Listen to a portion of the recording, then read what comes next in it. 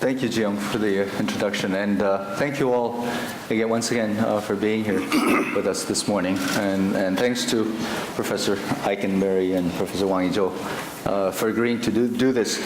I was surprised at the seating arrangement. I'm the moderator. Usually the moderators are supposed to sit on the side, but I think the organizers had something on their mind. Where is Korea really situated in the world currently? So it's a reflection of the geopolitical reality of this region that we're seated this way, so I hope you understand.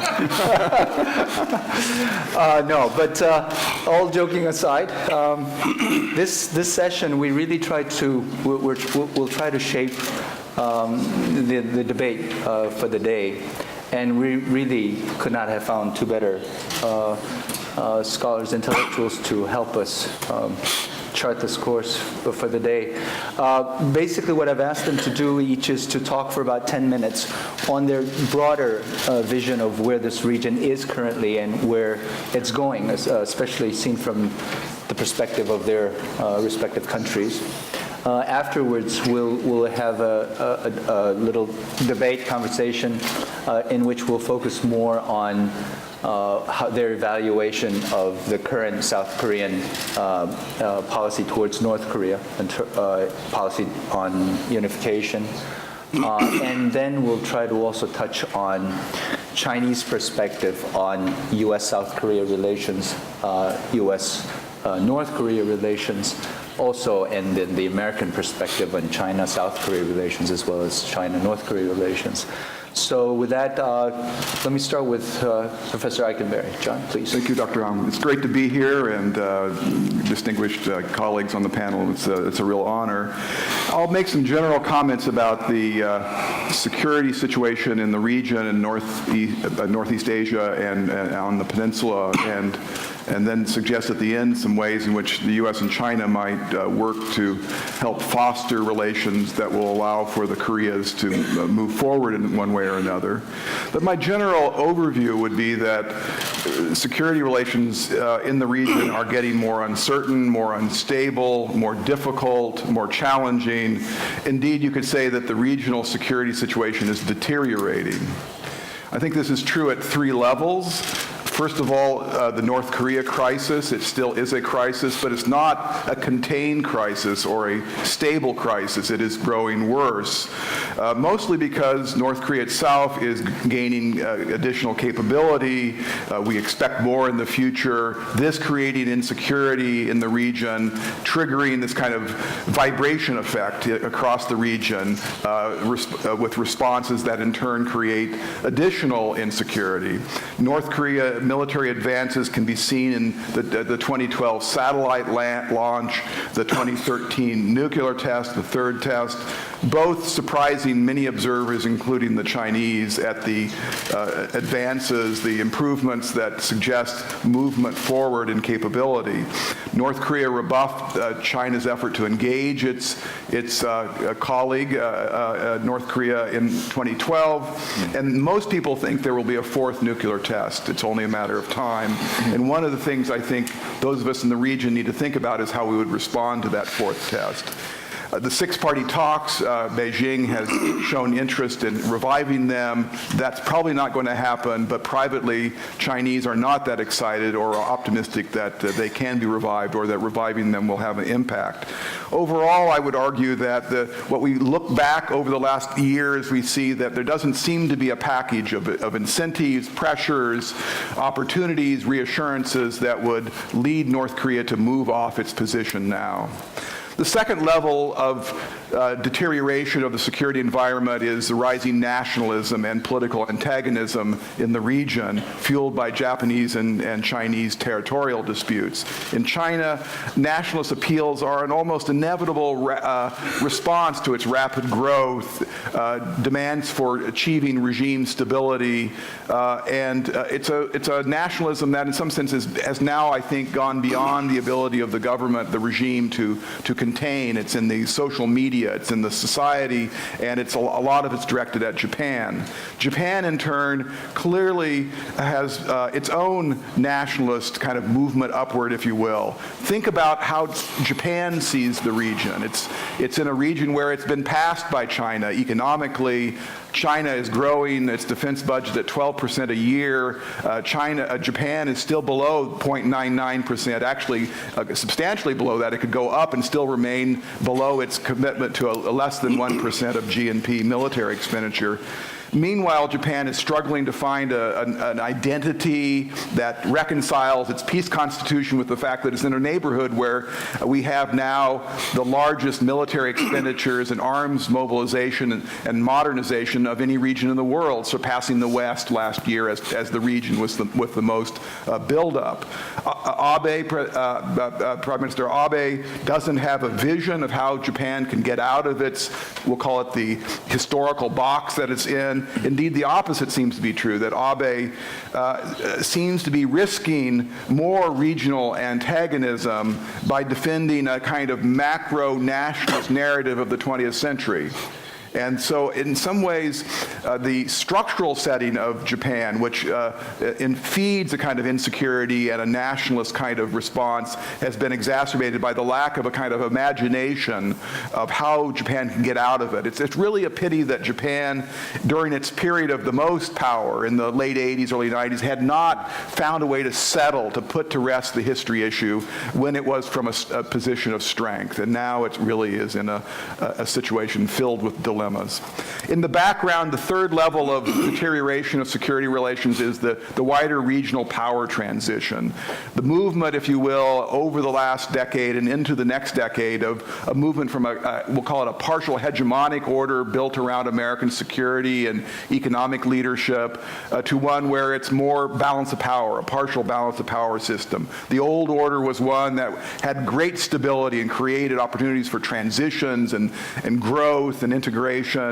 But now we have this kind of double shift, a rise of China, which is creating a more balance of power logic in the region. Calculations, thinking are more about pivots and balances and counterweights, that good old-fashioned geopolitical thinking, driven by regional and power transitions, manifest in military modernization, more than arms races in the traditional sense, but modernization of infrastructure, of alliances, and of hardware. And there is this double dynamic, not just of balance of power, but also a calculation of wider geopolitical competition. It's not just Northeast Asia, it's now East Asia, and it's not just East Asia, it's now Asia, India, Australia, the moving parts of the region, enshrined really in the Asian Summit and the constituencies there, shows the changing context in which individual security challenges take place. If this picture of the region is correct, that there is a multiple level deterioration, a weakening of the kind of supports for cooperation and stable peace, there's a lot of work to be done. A lot of diplomatic work to be done. George Shultz, the former American Secretary of State, always talked about diplomacy as gardening. Well, today we have a garden, we'll call it Northeast Asia, where the plants are turning brown, and we need a lot of watering and a lot of fertilizer and a lot of imagination about how to keep the garden green, if you will.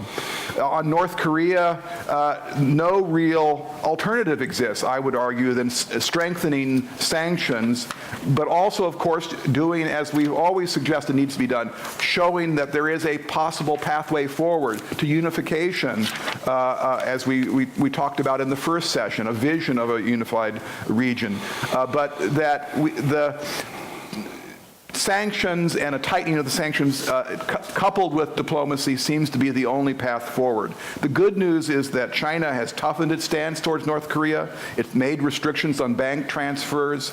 It's expanded the list of equipment and material that is banned from transfer to North Korea, critical material and equipment. It sent diplomatic signals to North Korea in the way it hosted President Park in Beijing, the way it hasn't hosted visited Kim Jong-un. There hasn't been a state visit since 2011. And there seem to be more steps available, perhaps inspired by the progress that may be occurring with Iran, where the progress there was really financial restrictions. The SWIFT bank transfer restrictions really seem to play a role. There isn't that same lever, perhaps, with North Korea, but it's the cutting down, closing off port city transfers of illicit arms, particularly in Dalian. That's where the leverage point is, it seems to me, reading experts who talk about these sorts of things. In the meantime, China, the U.S., and Korea need to talk more about their responses to a possible fourth nuclear test. Over the long term, that's not enough. That the larger deterioration of security relations in the region require a larger imagination, a larger agenda. And here is where I would make my final remarks. And this is where the U.S. and China, I think, can step up to the plate, if you will, and find new ways to stabilize and restrain security competition, and find ways where they, given more trust between them, they can take more risks regarding North Korea, where the downside of putting pressure on North Korea, which is collapse and the loss for China of an ally, is mitigated by the upside of a regional integration that would allow economics to flower, peace to take off, and new types of collaboration across the region that's good for China as well as good for a unified Korea. There is an opportunity here to respond to the arms buildup, the security competition. China and the U.S. and Korea and Japan are all feeling this, the insecurity, each trying to become more capable, triggering responses on the other side that create these security dilemmas. So what we need to do is be asking questions. Are there opportunities for the United States, China to restrain their modernization and arms buildup? Are there opportunities for multilateral arms control? Is there an opportunity for China and the United States with their partners, and particularly with South Korea, to fashion a vision of a security region where nuclear weapons and their restraint and safety and ultimate downgrading of them provides the unifying vision for the region? One area where China and the United States have almost quietly come together, it seems to me, over the last decade, partly fed by China's maturation as a nuclear power and deciding that it wants to play a role in these various regime cooperative efforts. This is where the opening wedge is. China and the United States are in two bodies that are very important. One is the Evolving Nuclear Safety Summit, hosted first in Washington, then in Seoul. The next meeting is next year in the Netherlands. China's very active in this, and this is talking about safety, about security, about how you secure and provide protocols for various kinds of nuclear material, and it can grow outward for talking about how you deal with countries like North Korea that at some moment we are going to have to deal with trying to disassemble and take down that capability, hopefully together, the U.S., China, and South Korea. Both are also in another body called the P5 process, initiated in 2009 by the British. This is really the NPT leadership group, where this group of P5, the nuclear powers, have been talking among themselves about how they, as responsible members, hold up their part of the NPT bargain. And this is where, again, there's talk about transparency, about verification, and China is compiling a glossary of nuclear terms. We're kind of trying to develop a vocabulary for identifying what we have and what their thresholds are. And this is basic building block of cooperation. So my point is that there is an opportunity for the U.S. and China to build on their joint activities in nuclear safety and nonproliferation, to become insiders not just at the global level in the nuclear regime, but to try to envisage a regional regime. Small steps, and this is where I would conclude: greater transparency of capabilities, declare historical historical and current stockpiles, approve the CTBT treaty, which both the U.S. and China could, in fact, approve. Both have supported it. China could join the U.S.-Russia talks. There's a whole set of ideas there where there could be more intensification of cooperation. And then finally, a shared vision that perhaps at the end of this process, China, South Korea, the United States, Japan could articulate for the wider region that deals with problems of extended deterrence, with missile defense, and with disarmament and moderation of arms. So finally, U.S. and China and South Korea need to talk more about contingencies in the region, about what would happen if there's a North Korea regime that goes into crisis. How would China, the U.S., and South Korea respond? What can we agree upon now to avoid miscalculation? And over the long term, the more security cooperation we have now, and the more we have an embryonic vision of not just a nuclear regional regime, but arms control more generally, we will be reducing the risks of miscalculation and creating incentives to take risks in regard to pressuring North Korea to make good on our hopes over the medium term for a dramatic transition within the Korean Peninsula. Thank you. Thanks, Dr. Eikenberry. Told you he wouldn't disappoint.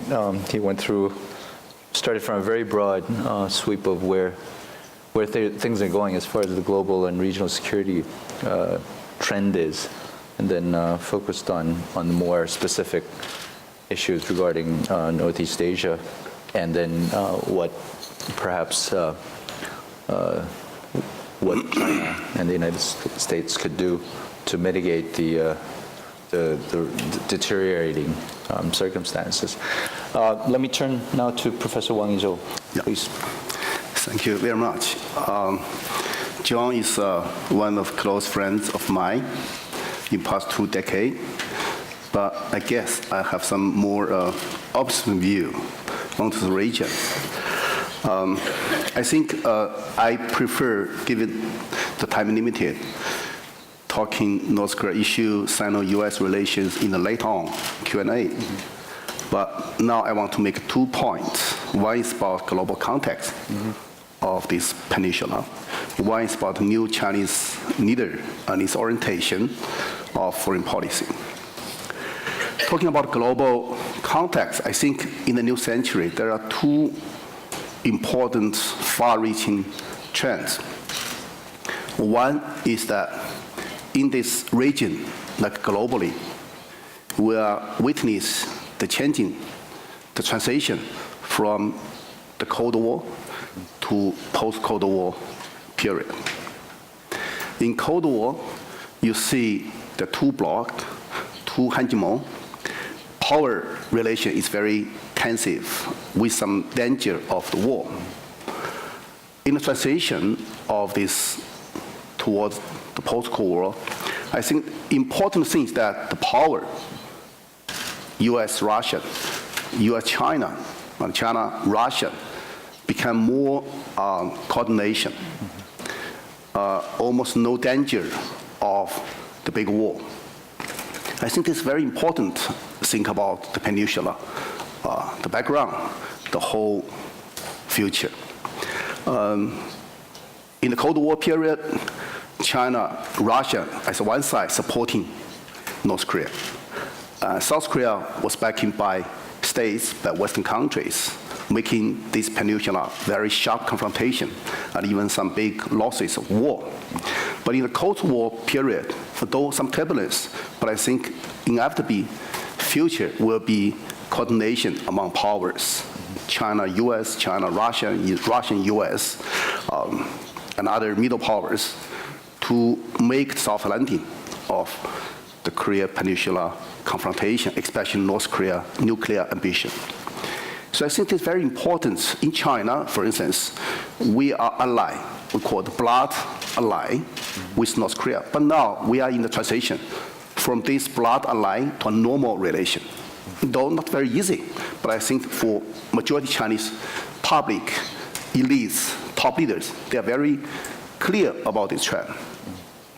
We also have a very tough relation with South Korea. We have some war. We are no normal relation. But now, South Korea is one of the best friends of China. Economically, trade, tourist, every kind. We see the best example of China with the world. See China-South Korea relation. Though we have different ideology, social system, political institutions. So I think this is very meaningful to think about Peninsula future, the transition from the Cold War to a new period. Though some uncertainty, but I think big difference from before. Another changing is from economic point of view. The world economy witnessed the rise of East Asia. To see the traditional booming area from Anglo-Saxon area, Europe, States, now we see the East Asia become very bright, promising zone. You see, before the middle of last century, Japan is the only one of this region as an advanced economy. And then in later of last century, South Korea became the star of the world economy. Very great achievements of your country got. And now in the new century, we all talking about China's rising. So together, this region, Japan, South Korea, and China, became very fast growing. Now, compare half centuries ago, when the region is very, very marginalized of world economy, very, very shrinking of the world power, but now became very promising, very influential, even occupied 1/4 of the world GDP. According to Xi Jinping's judgment, in the 2020, China's GDP will double. We occupy almost 1/5 of the world economy. Together with Japan and South Korea, I think more than 1/3 of the world sum of the GDP will produce in this region. So this is very encouraging for our region. For leaders, they have to think how to keep sustainable of this development, this prosperous, this very promising. So I think this is very important, two trends in the new century. Now, we all know that in South Korea and China, we see the new faces of new leadership. In my country, there's special calling. We say Xi Jinping and Premier Li Keqiang as the first generation of top leader after 1949 Chinese PRC. There's a new leader. We call this new leader is a less historical burden, but a more global ambitions. Whatever you call Chinese dream, or new harmonious world, or Chinese conducting code in regional architecture building. So for these leaders, I think they think how to stabilize not only our own economy continue, but also our laboring area. Say, we are trying to conducting six-party talks on North Korea nuclear issues. We are now, with Russia's cooperation, build up Shanghai Cooperation Organization in Central Asia. We signed the peace treaty with ASEAN as a whole. So I think in the future, the leaders, as a new Minister Wang Yi of Foreign Ministry said, how to supply more public goods, security public goods, economic public goods, financial public goods, stabilize our neighboring countries. This is very focused for new leaders. In recent months, we see the top leaders got special conferences about neighboring area. I think in the future, when we're talking about Peninsula, it's very important in our thinking how China can supply more tools, more platforms, more arrangements initiated by China, cooperate with United States, with South Korea, with other countries, also North Korea, also Russia and Japan, and even Mongolia, to procedure denuclearization of Peninsula, especially the economic booming cooperation. Also, I think this is very important. I think during the process, China wants to keep good relations with the United States. We know that in past decades, China's own booming, China's own peace is coming from this good relation with states. We think in coming decades, it will continue the case. With the cooperation, with understanding of the United States, not very easy, given China's rising, not very so easy, but I think that's our hope. We will continue this sustainable health cooperation with states. It's very precondition to have coherence in the peninsula. And also, I think China-South Korea's relation also very, very special. As I said, we see this relation as very unique. Different social system, different political arrangements, different economic institution, but we are very good partner, economic, trade, tourist, everything. So this relation, how to play larger role even in the future to engage North Korea, to let North Korea's nuclear ambitions be shrinking, be dismissal.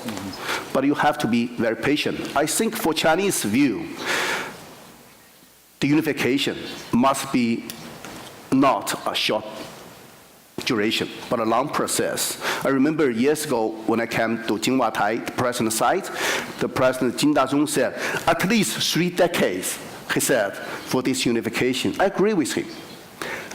For our own sake, we also have this patience. You see, China's mainland and Taiwan, we have a long engagement with a lot of quarreling, a lot of confrontation, but we're not so harsh to unification. So I think same story can be happened in the peninsula, and China will play constructive role, more mediation, more cooperation, coordination with South Korea.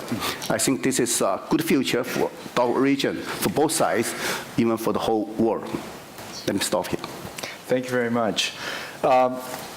Fascinating. Our representative liberal internationalist is giving us a very bleak picture of the region being buffeted by balance of power dynamics, and Professor Wang providing us with a liberal internationalist interpretation of the region. So I think we have great grounds for continuing this debate. John, if I may, it's very interesting that you also have a different perspective on six-party talks and its prospects. And remember that six-party talks used to be the darling of everybody because it was one multilateral mechanism through which the United States and China had common goal on a very important strategic issue. And the fact that now we seem to have very different outlook on future prospects of this is also a good indication. But what are your? I know you mentioned a few examples of what future cooperation could take place. But what are your views on six-party talks in particular? But the way in which multilateral mechanisms do or don't work in this particular region, and especially as we go forward? Yeah. Well, that's a great question, and we see both the successes and failures, and there is a lot to sift through to see what works and what doesn't work. I think the six-party talks were a breakthrough in a certain way because they did herald first a Chinese-led initiative. They were hosted by China, an attempt to speak to North Korea with a common voice, to leverage pressure through that cooperation, but also to suggest that there would be responses to North Korea if it in fact moved in the direction that we all wanted it to. I think part of the problem now is not, and the other promise of the six-party talks was at Basket 3, there was a view that it would potentially be a framework for wider and deeper security cooperation. And I think that's still, in the medium term, that's still something that we can hope for. I would in fact, my remarks were trying to suggest that while we may not be able to, quote unquote, solve the North Korea crisis problem immediately, we should be, again, using gardening, we should be planting seeds and trying to build a more common security vision for the region. And I think that has to take place. The specific problem with the six-party talks now is that there needs to be some signal by North Korea that they're serious about using it for the purposes it was created, and there doesn't seem to be that serious signal that there is a reaffirmation of the 2005 agreement, and until that comes about, there's skepticism that it can do much. And in fact, the downside is that by holding the talks under conditions that North Korea would specify as being treated as an established nuclear power, it's in the Constitution now, you are adding to a kind of narrative that North Korea wants. But that being said, one final thing about six-party talks. While I am very much of the view that we need to continue to put pressure on North Korea, we need to also, part of the way sanctions work is that you have to be able to be credible that if the target state responds, that there will be a better life on the other side of that. In other words, it can't simply be credibility that the sanctions will continue. It's also credibility that the sanctions, once the response is of the sort you want, there will be restraint, there will be reassurances, and so forth. So that can be conveyed and may need to be conveyed bilaterally between Washington and Pyongyang. So talking outside of the framework, those kind of signals, it seems to be very much appropriate. But I guess my bottom line is that while we wait for whatever outcomes will occur in North Korea that get us closer to negotiations, we should be planting the seeds of security cooperation. It might be not simply on six-party talks directed at North Korea, but this wider set of issues in the region. Okay. Professor Wang, you mentioned how President Kim Dae-jung envisioned the unification, Korean unification, to be a long-term process, and I think all Koreans would agree that it would be a very long-term process. But also going back to the six-party talks and the purpose of which is denuclearization of North Korea. Now, we know that the process of unification will take a long time, but for us, the most immediate concern is denuclearization of North Korea, because if current trends continue and North Koreans are allowed to continue to develop their nuclear weapons at its current phase, then and our Ministry of Defense has recently said within 3-4 years, within much shorter time than we had envisioned, North Korea will be able to operationalize its nuclear weapons, which then would usher in a completely different age. So what is your view on the prospects for six-party talks? Why does China still place so much hope on it ultimately being able to achieve its end? And what are your views on these increasing calls on the part of others, including Professor Eikenberry just now, on stronger sanctions on North Korea? Firstly, I want to admit, within China, within think tank and strategic bureaus, there are very diverse views how to assessments of this six-party talk. One of the views, major two thinking schools, is that this is a strategic burden for China. We got a lot of efforts, a lot of aid, but the achievements is not very ideal. North Korea continue stick to its nuclear ambitions. But another view, I think leaders in the foreign ministry and PLA mostly admire, stick to, is that this is inevitably trends.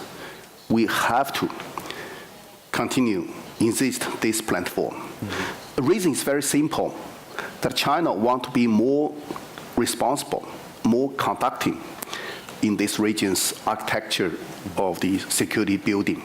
And North Korea don't want to go to Washington, D.C., go to Japan, go to Moscow or Seoul to join the party talk. So Beijing is very right place, whatever you call six-party talk, 5 or 2, but this is the right place. China can and should continue this position as a host. And I want to say that though a lot of uneasy matters, but China do a very best. We have a lot of stories within China, not only the economic aids, fuel, food, but also we have some cooperation with states in UN Security Council to have a special solution about Korea and North Korea, and some parliament special warning. And we also have some very open engagements with South Korea, with Japan, with Russia. Almost every high summit talk between China and these neighboring area countries, there must be one focus about North Korea, nuclear ambition. But for China, one thing is very important as a bottom line.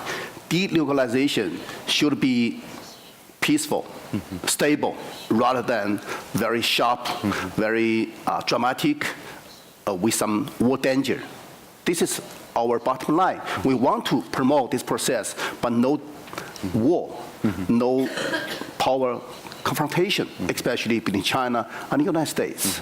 But on the other hand, if you think about North Korea, try our best to understand what is the dilemma, what is awareness. I went to Pyongyang once, talked with an official, high official. He told me, we don't want to be second Iraq. See, if we have no this weapon, United States not have a normal relation with us, and China don't take care of us. What's our fate? So they want to make some trade-off with some deal, I think, with the United States. But right now, simply, in my view, the U.S. not very clear what can give the North Korea. See, give is compensation, economic trades, fuel, or have a special timetable of normalization of two-country relations, or some other multilateral platform or security guarantee. China can supply some unilaterally or bilaterally security guarantee, but North Korea is not satisfied with that. It's not very sure about its security. Only important precondition for its denuclearization, I think, most important is with the United States, make some special deal. But right now, I think U.S. have very accountable. Why not to give this guarantee or give some special cake? This is very important. For China's point of view, we want to do some mediation, especially between North Korea and the United States. We want to supply some special arrangements, openly or secretly. We even can have some multiple, you can call mediation or aid or a package. But I think the United States is very special. In this matter, we coordinate very much with states. I hope it will matter in the future. John, I think you probably want to respond to that, but within the context of, I was really struck also by your comment about the lack of imagination or need for imagination of a better for the future arrangements in this region. And again, I think I completely agree. I think it's, and the core of that is, of course, the future arrangement for the Korean Peninsula, especially how China and U.S. can agree on a common vision for the unification or the peninsula. And let me just put it a bit more bluntly. At this point, we're asking United States, South Korea, are asking China to put a lot of pressure on North Korea to do the right thing. But if you're looking at it from the Chinese perspective, what is it that I get in return for putting pressure on my, well, at least formally still an ally, and what many within China, as Professor Wang said, could still consider a strategic asset in some way? What is it that we can offer in return, or what the U.S. can offer in return. And this goes to what Professor Wang just said also about what the U.S. can offer North Korea as well. This is the most important issue, and I'm glad you very brilliantly come to the. I think that is the nub of the question. So think of the strategic setting that we have here.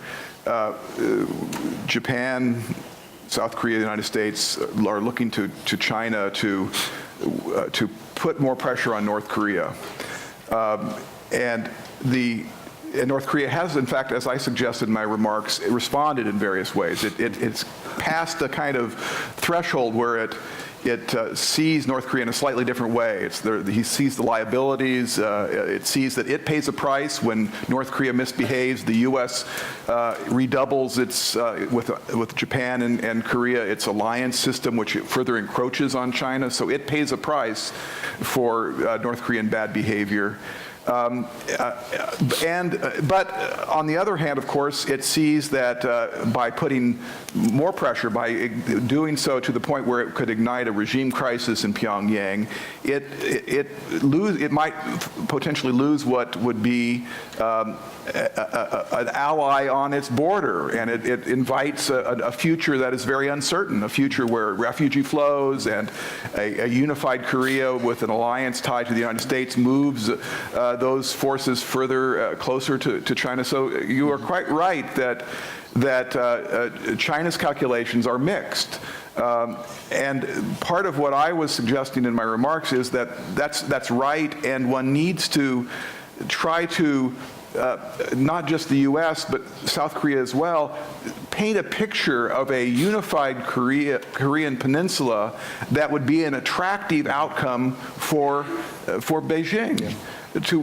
That's when I was suggesting putting on the table a kind of vision that would make the risks associated with tighter sanctions worthwhile to China.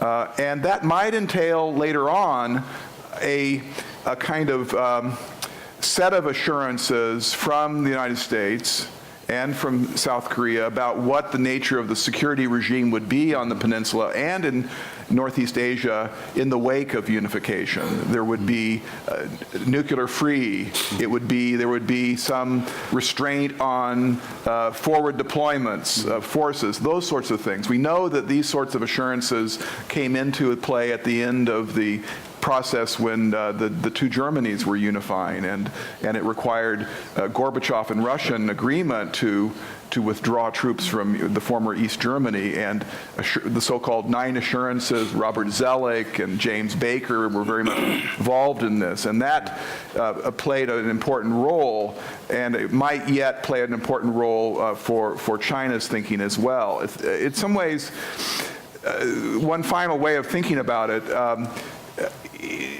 China does have, in some sense, a veto right on unification, because it has, in its capacity as the host or patron state for North Korea, the ability to keep North Korea going and to make sure that it survives even when the pressures from the rest of the world are applied to North Korea. It's sort of like a patient on a respirator. In some sense, it can make the choice. It's the kind of steward that decides whether to turn the machine off or not, and that means that China has to think about what the risks and rewards for that choice are, and I think that we can do things, that we can't make absolute assurances, and there are some things the United States wants to happen in the region after unification that China might not want to happen, and likewise the other way around as well. But it seems to me that starting to talk now about what that region might look like and what the peninsula will look like could provide assurances that would make it worthwhile to China when the time comes to ratchet up those sanctions and even talk about regime transition. Thank you. Professor Wang, basically the same question, but let me try to phrase it contextualize a little differently. The question, of course, is what would be the satisfactory, the ideal future outcome of the security arrangements in this region, especially regarding post-unification, Korean unification. But one thing that, before we get there, I want you to also ask you a more specific question. As we try to get there, I was really struck by your quote of somebody from Iraq or North Korea who said that they don't want to become a second Iraq. My question is, how about trying to make them into a second Iran? That is, Iran is now, as you mentioned, John, they're coming around, and at least all indications are we may even be on the verge of a breakthrough, although the first negotiation failed to produce the kind of result that we expected. But what I'm saying is that when from our perspective, and this is something also John mentioned about sanctions, what brought Iran to the negotiation tables? And what we do, for instance, at Asan, we're about to publish this comparative study of UN and international sanctions against Iran on the one hand and against North Korea. And the contrast is just striking. There is no sanctions regime against North Korea that we can really speak of when we look into the details of it. So if the end result that we all want is North Korea to really come to the table and with the precondition of they're announcing their intention to ultimately give up nuclear weapons.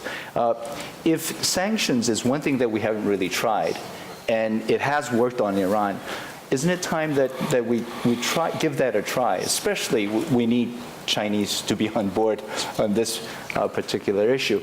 So if you can answer that question, but also respond to the larger vision question about what would be the regional arrangement that would make China feel very comfortable. I think there's a big difference between Iran case or Iraq case and North Korea case. I told North Korea, the boss, the official, that the difference is in Iraq case, no big power in the neighboring area can guarantee it's safe to give some special guarantee of future space. But in North Korea, China can. United States, if agree with China, China can supply very big security economic guarantee to North Korea. So I think I told them this is big difference of your geographic politics. That makes North Korea much safer. The case much simple than Iran or Iraq problem.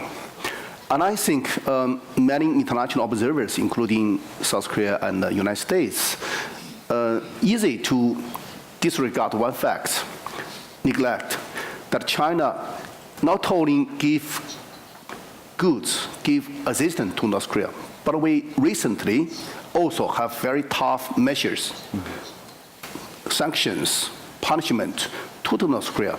Basically mean that to give North Korea good choice.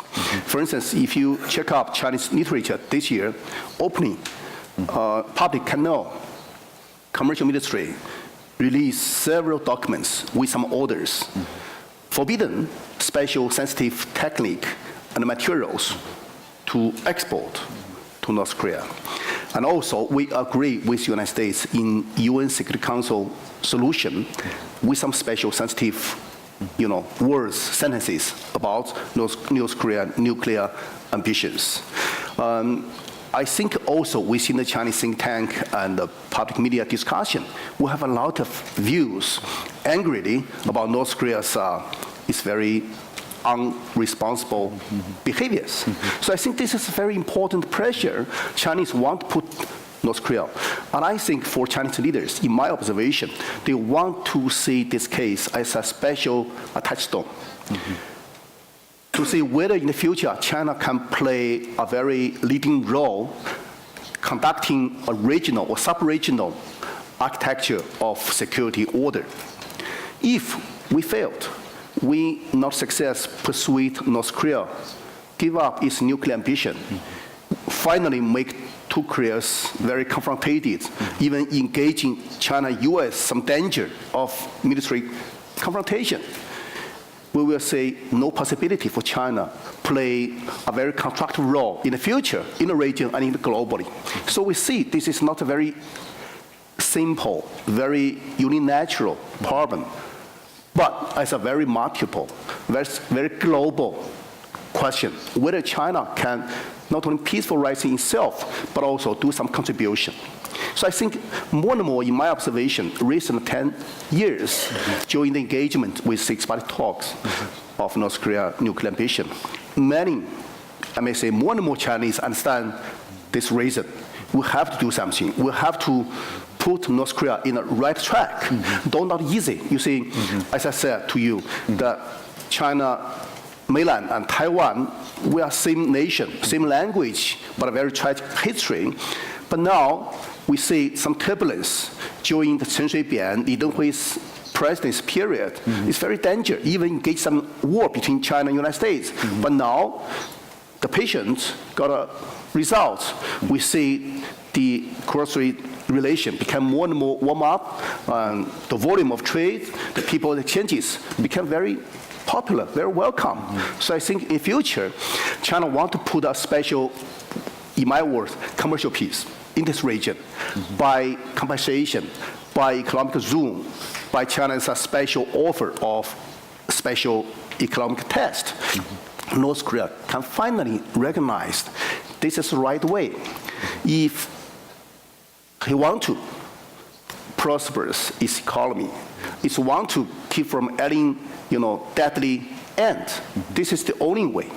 I guess for the young leader, Kim Jong-un, this is very important. I guess this is one precondition.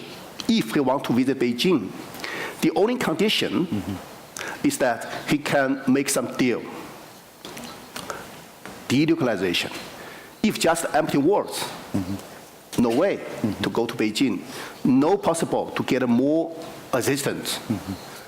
No possibility to get Chinese security guarantee.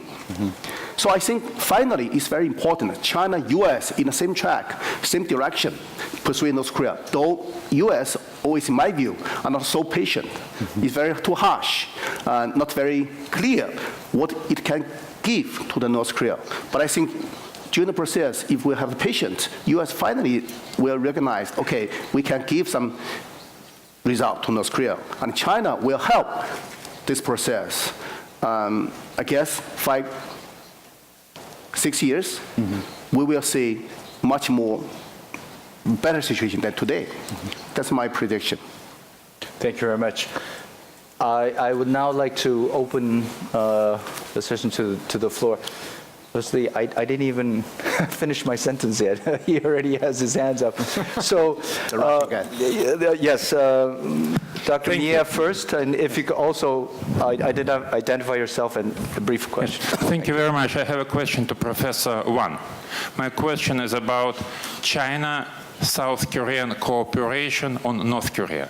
My question is, what do you think are the main restrictions for China-South Korean cooperation on North Korea? Thank you. Should we collect a few questions? One will collect some. Yeah, let's collect a few questions, please. Here's right there, right. Oh, thank you. John Everard, former ambassador to the DPRK. Question to Professor Wang again. You talked about the six-party talks. In your remarks, you didn't refer to the fact that the DPRK has repeatedly and at high levels said it will never, never give up its nuclear programs. How do you respond to that, please? Another question? Anybody else? Yes. Scott, in the front row. At risk of ganging up on Professor Wang, I just want to ask, what if there is not a peaceful pathway to denuclearization on the Korean Peninsula?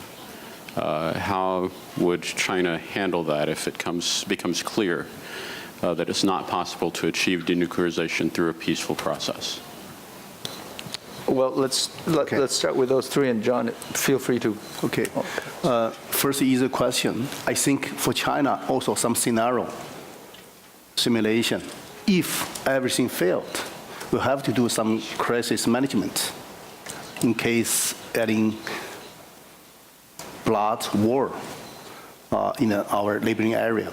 So I think for PLA, they got some preparation for these worst scenarios. But we still hope, and I guess majority in Chinese leaders and bureaus believe they're very hopeful, promising that finally we will success. This is the question about crisis, if everything failed. But I guess this is not the current deal. The major focus is still how to engage successfully, and we have some confidence to be success. The question from a Russian colleague, what's the obstacle between restrictions between China and South Korea? I think there are two major problems. One is the previous governments in South Korea have had some problem to engage in North Korea. It's almost give up the sunshine policy. It's very tough in words, in measures, but not very patient enough in many Chinese point of view. But I understand this is a majority South Korea's view. We have to be very tough, but in the North Korea, and I guess many Chinese point of view, could it be more comprehensive engagement rather than just one tough aside measures. Another one I think is also very problem that South Korea and the US always have some special deal, militarily, security. I guess some of them are not very comfortable to China.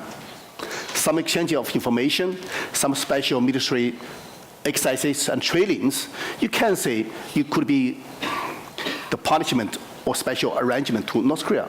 But we also say it could be some danger for China too. So we just don't know. I read some Chinese media. Many Chinese just don't understand why so many very, very big size military exercises in the Yellow Sea, in our neighboring area.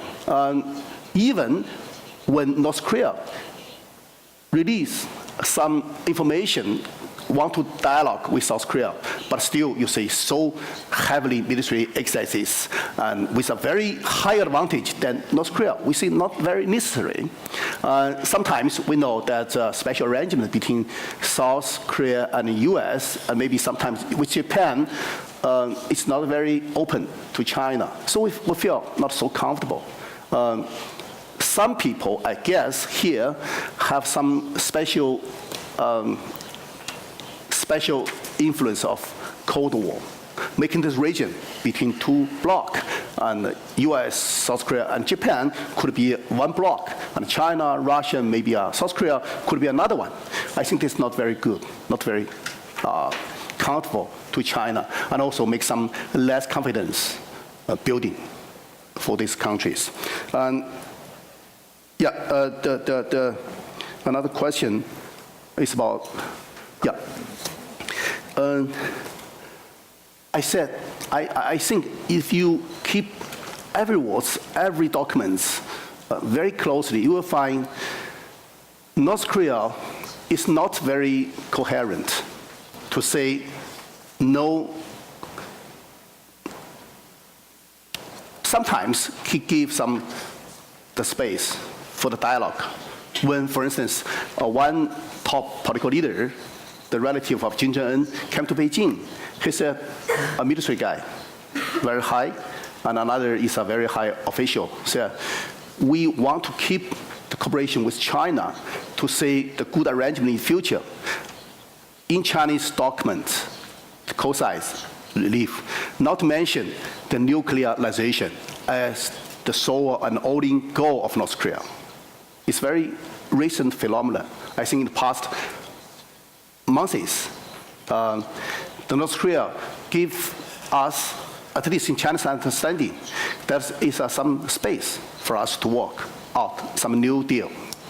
So maybe, I guess, here or in Australia, you see the only words, only judgment is about the nuclearization as a nation's goal. But in China, we say that's not necessarily the only goal. That's not very stick to the coherent commitments. It gives some, some room. Especially recent two cases. One is the very high general of North Korea Army came to Beijing. Another one is a very high North Korea party official, the relative of Kim Jong-un, came to Beijing. Both of them not say the words you just said, but rather give the audience, give the readers some hope and some room for China, for other countries to work out a new arrangement. Okay. John, did you want to say? No. Okay. Others? Any other questions? Yes, Ambassador Togo. I have Togo from Japan. I have this question to John, but maybe the other Korean Chinese scholars might respond too. In my view, the key issue on North Korea is regime preservation, the preservation of the Kim dynasty. And in order to understand the importance of this issue, I think it is useful to go back to the history and how the United States ended the war with Japan. When ending the war, in the Japanese leadership, the preservation of the imperial system was so important. It was not only shared by the Japanese militaries, but shared by everybody in Japan, that if the imperial system will be destroyed, we are prepared to die. This is very difficult for us to understand. But I think North Korea is a regime which has preserved this mentality. And so we have, I think all of us have to be very careful that this is a very, very risky terrain for them. And from the point of view of North Koreans, who gives this guarantee of regime preservation? It is not China. It is not South Korea, it is not China, it is the United States. So if we want to do something about the nuclear weapons in North Korea, the only way, I think, is that the United States will give certain guarantee of regime preservation and sort of come to a deal with North Korean leaders. I'm saying something which is against the policy of my government, because our government is against but to me, this is the only reality. Yeah, I think... should we take a couple Ambassador of... Togo, that's a great question. Yeah. Are there other questions to John especially? No? Why don't you answer? It's a great question, and it is an insight that I think we sometimes forget. In the case of Japan, there's a tragedy attached to it because after Potsdam, there was a failure to signal coherently to the emperor and to the war cabinet that a unconditional surrender would be unconditional surrender for the military, and there would be the right of the Japanese people to keep their regime, and that was a symbolic way of saying the emperor and the imperial system could survive, and that was there was a failure to communicate that, James Byrne, the Secretary of State. So there is a story there that's very important, and it drove history. And so you're suggesting we not forget about it in case of North Korea. And I think you're right. And that's, in some sense, it's the paradox of our discussion here. The vision of a unified Korea is what we are thinking about, trying to see how you get from A to B to C to E, but in fact, the next step in reducing the nuclear threat on the peninsula is one where North Korea will need to act with some sense that it's doing so to preserve its regime and the Kim dynasty. So in some sense, and I'm comfortable with that logic in that we need to array our incentives and sanctions and pressures so that Pyongyang makes the calculation that survival entails giving up its nuclear weapons.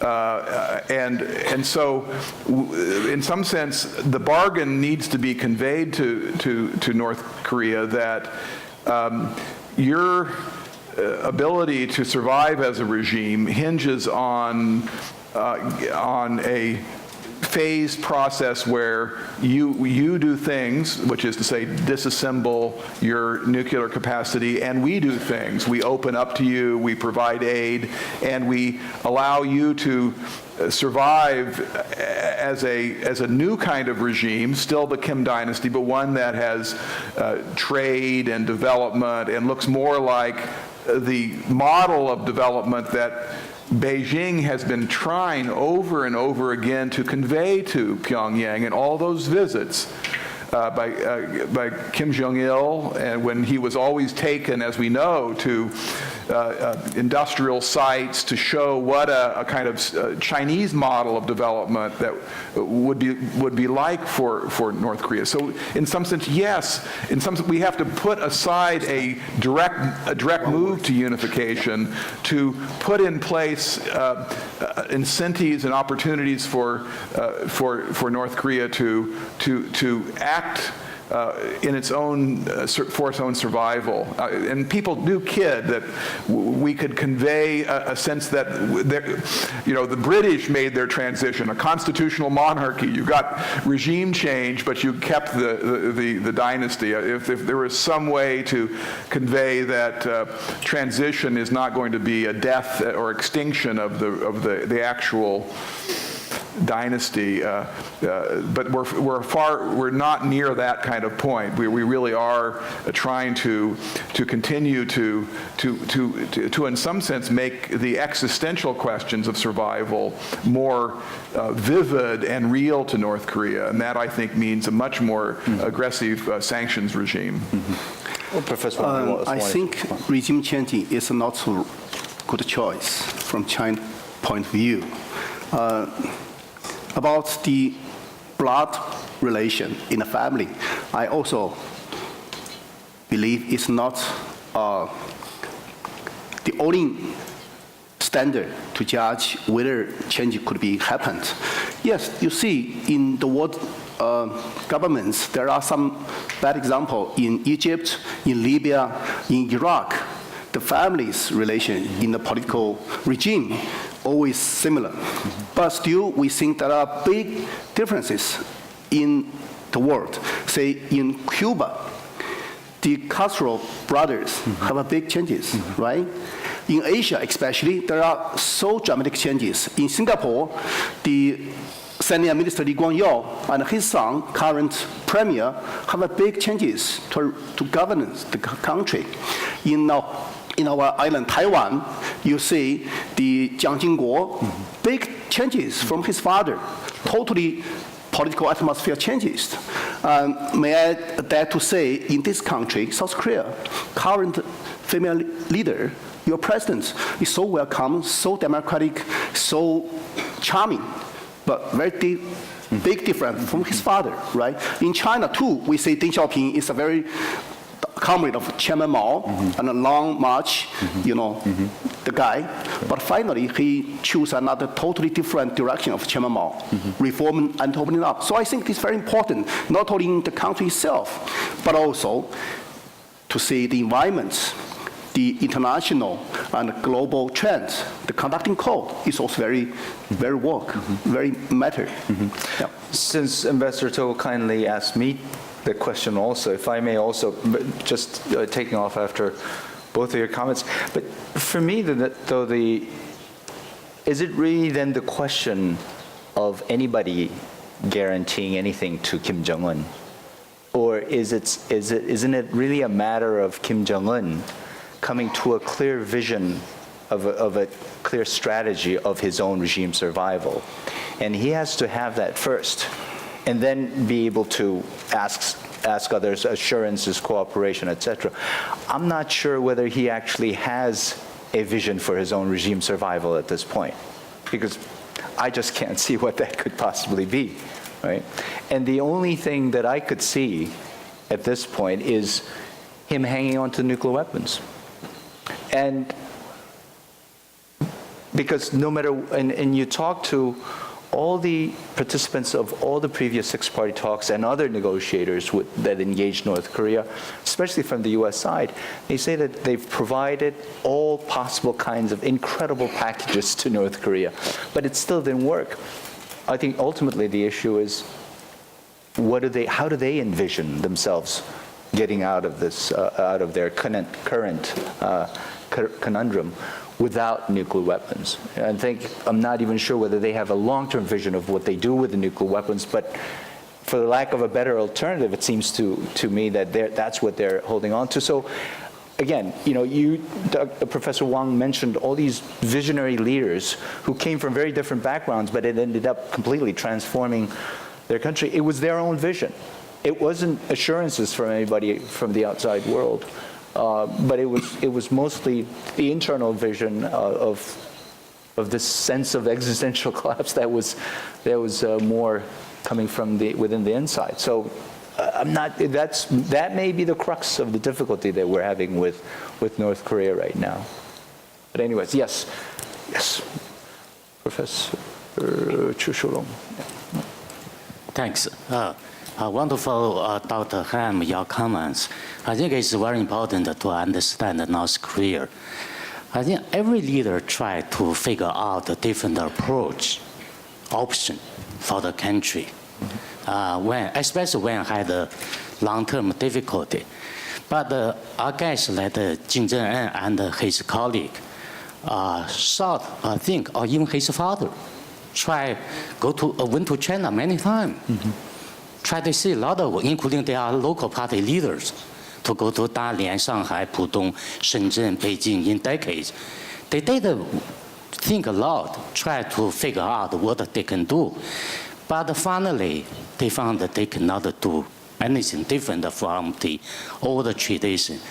This is not because they are imagining power. It's because they are country, place.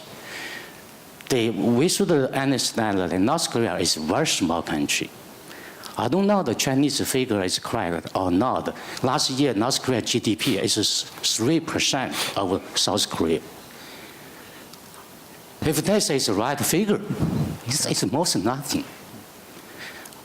So how can our leadership, our party, and maintain regime security as #1 priority? Then what are the choice they can have? I don't think they can have a choice of economic reform or open up. That was the end of the day of the regime. They do not have a capacity to competing with South Korea or anybody in Asia. So they have to maintain their military force. They have to depend on nuclear weapons for their long-term survival. They do not have other option. When Deng Xiaoping China launched reform 35 years ago, we Chinese, we never fear Taiwan or Hong Kong. Even they are developed, they are so small.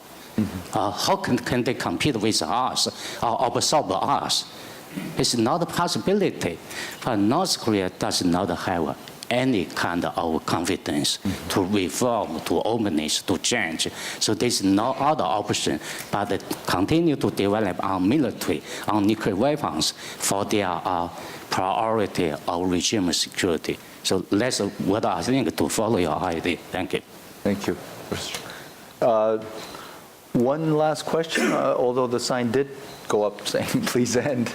Well, I guess we answered all the questions and settled the future of the region. Well, thank you so much for this conversation, which I thought, if I may say so myself, was very, very fruitful and productive. And thank you all for engaging us as well. Please join me in thanking the two panelists.